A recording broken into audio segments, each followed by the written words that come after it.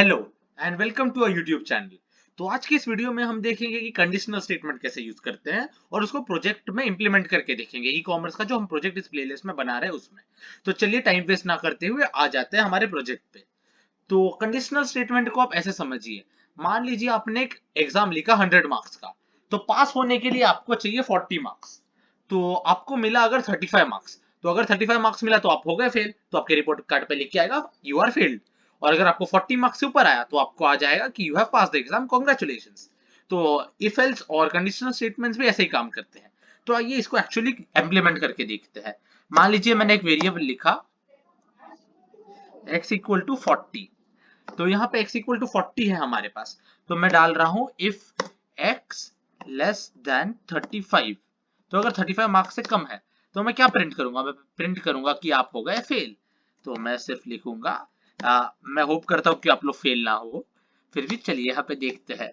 और एल्स लिख रहा हूं। तो देखिए इफ का मतलब क्या है। इफ बोलता है कि अगर x का वैल्यू 35 से कम है तो ये फेल हो गया है। और एल्स अगर अगर 35 से कम नहीं है x का वैल्यू तो आप पास हो गए हो। तो यहाँ पे इसके जगह पे मैं सिर्फ लिख दूंगा पास्ट। तो देखिए यहाँ पे पास्ट लिख दिया और इसको प्रिंट करके देखते हैं। ये देखिए, तो यहाँ पे मैं अपना ये भी चेंज कर देता हूँ। ये चेंज करके ई कॉमर्स पार्ट 2 कर देता हूँ, ठीक है। तो ये हो गया okay and then I apply. तो यहाँ पे देखिए इसको रन कर रहा हूँ मैं, तो रन करने के बाद जैसे आपको दिखेगा पास। तो x का वैल्यू यहाँ पे 40 है तो मैं पास हो गया हूँ। तो आइए अभी इसको हमारे प्रोजेक्ट में अप्लाई करके देखते हैं। आपको लगेगा ये इतना ही है, इतना ही पढ़ाएगा ये। हाँ, कंसेप्ट इतना ही है। अभी मैं आपको इसको एक्चुअल प्रोजेक्ट में यूज करना दिखाऊंगा जिससे आपका लॉजिक भी डेवलप होगा। तो आइए इसको आगे देखते हैं। तो मैंने इसको कमेंट आउट कर दिया। मान लीजिए अभी लास्ट टाइम हमने क्या किया था, लास्ट टाइम हमने एक ऐसा प्रोग्राम बनाया था जो दो आइटम अगर खरीदा तो दो आइटम का टैक्स मिला के टोटल प्राइस बोल देता है मुझे। तो ये देखिए, आपको ये दिख ही रहा होगा, तो ये टोटल प्राइस बोल देता है। तो अभी मान लीजिए मेरा ये जो टोटल प्राइस है, मान लीजिए अगर ये टोटल प्राइस 1000 रुपीज के ऊपर है, अगर मैंने 1000 रुपीज के ऊपर चीजें खरीदी तो मुझे 10% डिस्काउंट मिलेगा। अगर मैंने 500 रुपीज के ऊपर चीजें खरीदी तो मुझे 7% डिस्काउंट मिलेगा। और अगर 500 से नीचे खरीदा तो 1 रुपए भी डिस्काउंट नहीं मिलेगा, ज्यादा का खरीद लीजिए आप। तो ये मुझे इंप्लीमेंट करना है। तो इसको मैं इंप्लीमेंट कैसे करूंगा देख लीजिए। पहले तो यहाँ पे जो लास्ट टाइम पढ़ाया था, प्राइस ऑफ फर्स्ट आइटम यहाँ पे एंटर होगा, सेकेंड आइटम का प्राइस एंटर होगा, दोनों का ऐड करूंगा मैं, टैक्स लगाऊंगा। तो अभी मैं यहाँ पे सीधा लास्ट टाइम प्रिंट कर दे रहा था टोटल प्राइस प्लस टैक्स। तो अभी मैं इसको टोटल बोल के एक वेरिएबल में इसको सिर्फ सेम को स्टोर कर देता हूँ। अब देख लीजिए total equal to add plus tax, ठीक है। और अभी मैं क्या करूंगा यहाँ पे, अभी मैं बोलूंगा इफ टोटल ग्रेटर देन और इक्वल टू 1000। तो क्या होगा, अगर ये total greater than equal to 1000 होगा तो टोटल जो वेरिएबल में वैल्यू था उसका वैल्यू क्या हो जाएगा, equal to total minus total into 0.1। तो हमने जैसा बोला कि यहाँ पे क्या होने वाला है, टोटल का जो वैल्यू, अगर 1000 के ऊपर मैंने टोटल खरीदा चीजें तो मेरा जो एक्चुअल वैल्यू होने वाला है, तो मैं जो प्राइस पे करूंगा वो 10% कम हो जाएगा।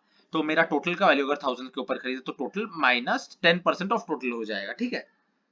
मान लीजिए अभी एलिफ, तो इफ ऐसे यूज करते हैं हम लोग। अभी एलिफ, एलिफ मतलब अगर ये कंडीशन सेटिस्फाई नहीं कर रहा है तो एलिफ को हम लोग एल्स इफ जैसा भी बोल सकते हैं। If total is not greater greater than 1000 but but it is greater than 500। तो अगर 1000 से ज्यादा बड़ा नहीं है और 500 से बड़ा है तो इसको मैं कैसे लिखूंगा, मान लीजिए यहाँ पे इसको मैं लिख रहा हूँ greater than equal to 500 and total less than 1000। तो ये कंडीशन यहाँ पे सेटिस्फाई होगा।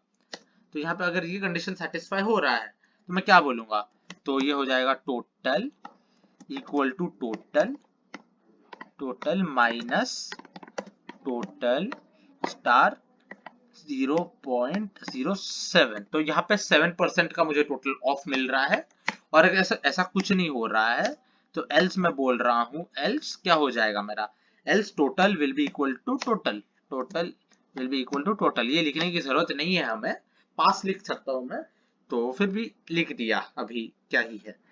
तो यहाँ पे देखिए, नहीं इसको मैं एक चीज हटा देता हूँ मान लीजिए, और इसकी जगह पे मैं पास लिखता हूँ। तो पास पास क्या करता है, पास बोलता है कि यहाँ पे कुछ नहीं होगा, आगे बढ़ जाओ इस जगह से, ठीक है। तो ये ऐसे हम लोग करेंगे। और चलिए तो इसको एक्चुअली देखते हैं कि ये काम करता है भी है या नहीं। तो चलिए इसको मैं रन करता हूँ। मान लीजिए फर्स्ट आइटम का प्राइस है 1000 रुपीज, फर्स्ट का ही प्राइस। सेकंड का प्राइस है 2000 रुपीज। तो अभी जो टोटल प्राइस आ रहा है तो देख लीजिए वो 2970 आ रहा है। तो ये 2970 कैसे आ रहा है? 1000 प्लस 2000, ये हो गया 3000। 3000 रुपीज के ऊपर मेरा क्या लग रहा है? 3000 रुपीज के ऊपर और 300 रुपीज मेरा टैक्स लग रहा है, क्योंकि 30 पर मेरा 10% टैक्स है। तो हो गया 3300। तो 3300 से मैंने क्या किया? 3300 माइनस 10% ऑफ 3300 जो हो गया 330 रुपीज। तो 3300 माइनस 330 हो जाएगा 2970। तो अभी मुझे पता चल रहा है कि हाँ मेरा ये सिस्टम काम कर रहा है। तो अगर आपको ये कंटेंट पसंद आया तो हमारे इस वीडियो को लाइक कीजिए, कमेंट कीजिए, शेयर कीजिए अपने दोस्तों के साथ, और प्लेलिस्ट के आगे के पार्ट के लिए बने रहिए। तो प्लेलिस्ट खत्म होते ही आपके हाथ में अपना खुद का बनाया हुआ ई कॉमर्स सिस्टम आ जाएगा। तो सब्सक्राइब कर दीजिए चैनल को ताकि आप अपडेटेड रहे। Thank you.